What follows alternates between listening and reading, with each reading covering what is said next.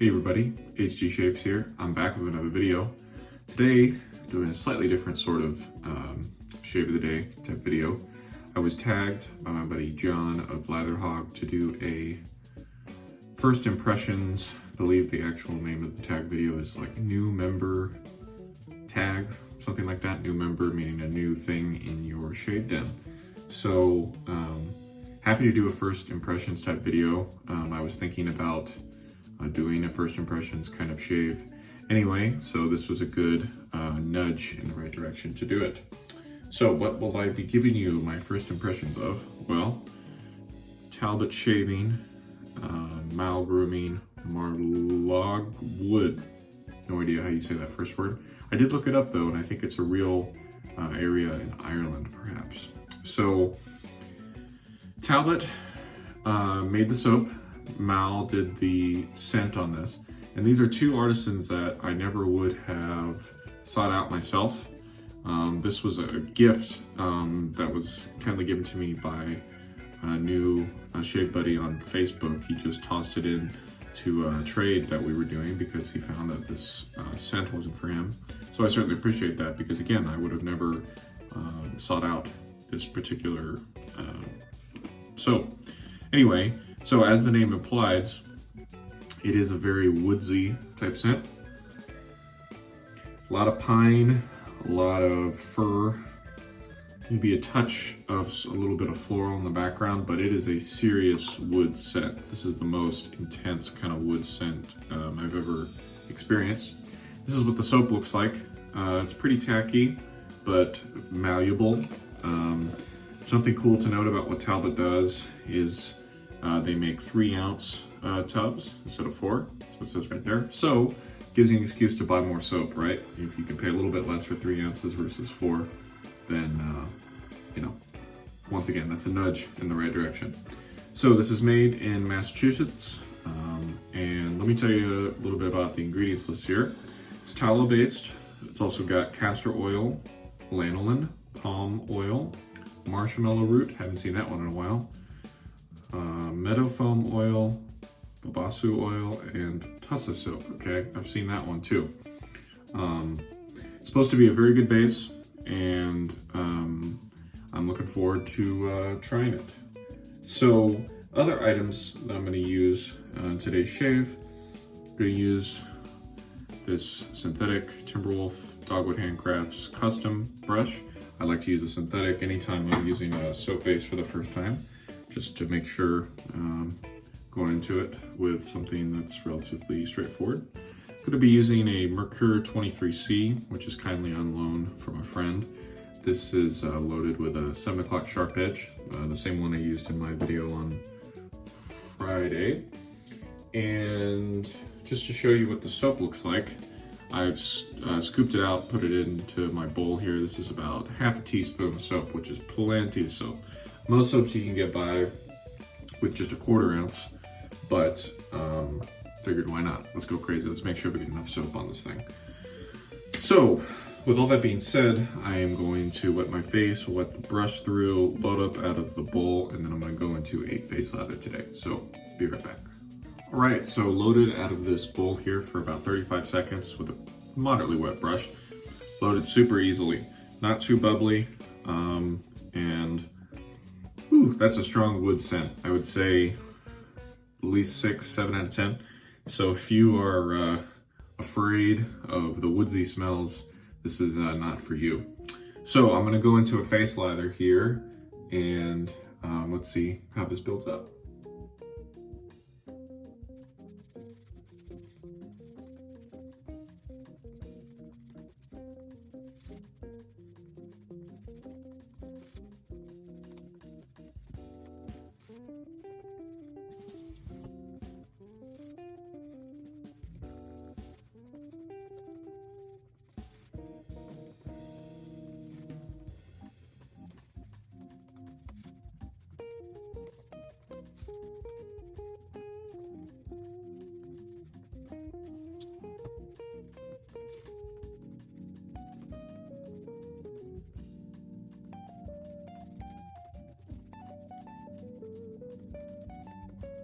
that was very impressive in terms of the lather building process.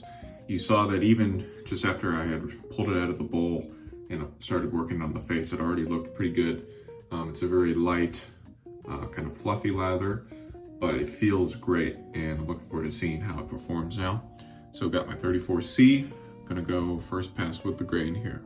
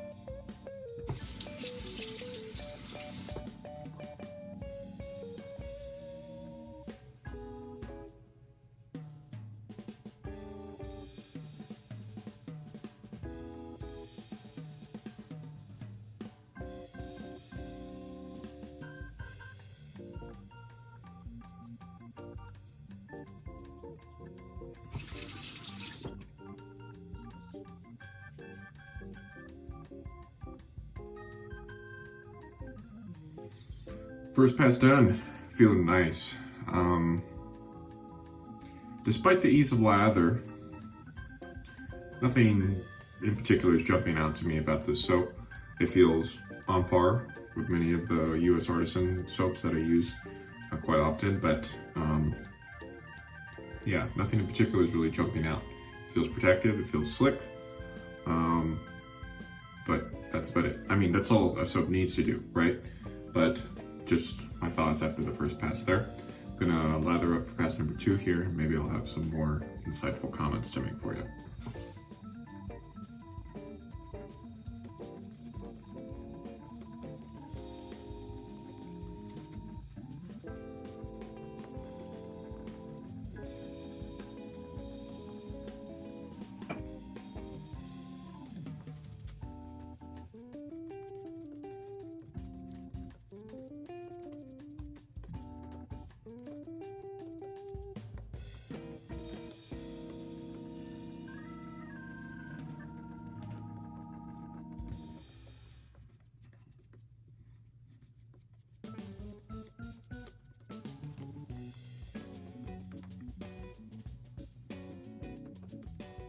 You may have noticed when I first started lathering up for this second pass, it looks a little thin, a little too watery, if that's possible, which is kind of typical for me if I'm using that synthetic brush with a new soap.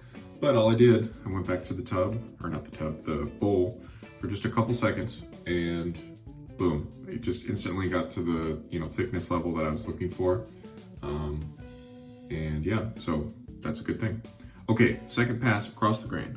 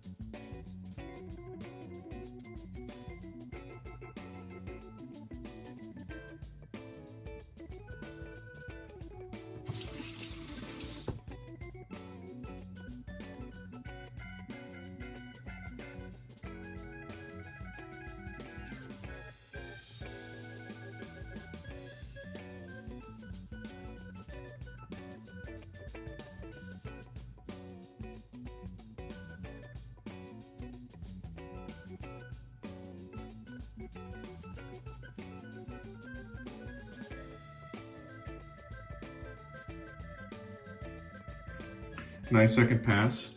The soap felt even better on the second pass, as it often does.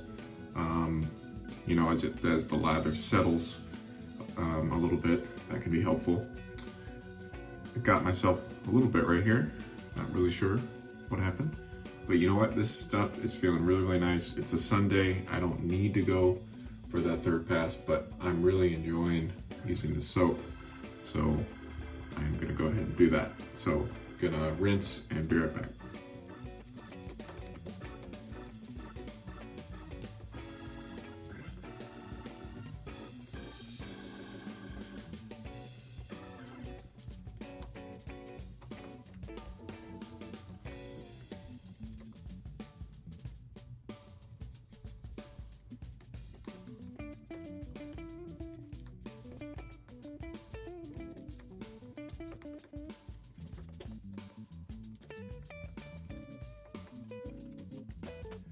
You know, I could have gone back and added a little bit more water and soap for this last pass, but you really don't need that much when you only have, you know, just a little bit of hair left to cut. So I'm gonna go against the grain now.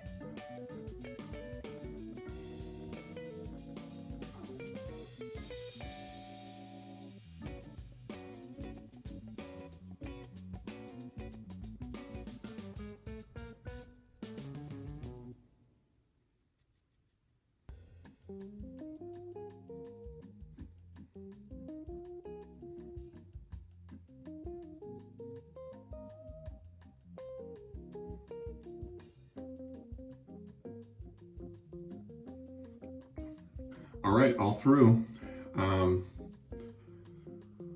Very impressed with this soap. I think, except for this little blood spot here, didn't really do any damage, which is saying something. So I'm gonna rinse and come back and talk to you over post-shave. For post-shave today, I'm gonna be using the only woodsy aftershave I could really think of in my den. Declaration Grooming After the Rain. This is a much more mild kind of woods scent compared to Marlogue wood here, but this has got pine, cedar, and then lavender. But again, I would say this is like woodsy light compared to the Talbot soap here. But yeah, I always like using After the Rain. It's one of my favorite scents. It's happy to have something else to pair it with other than just the After the Rain soap itself.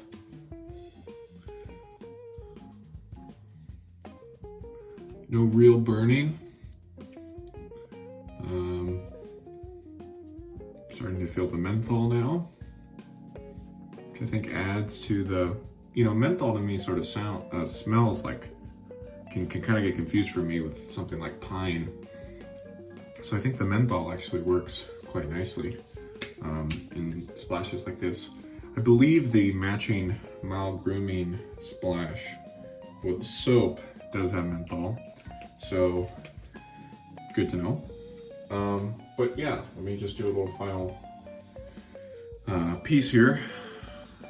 Talbot shaving, Maol Grooming, Marlogue wood. Really, really impressed with the soap.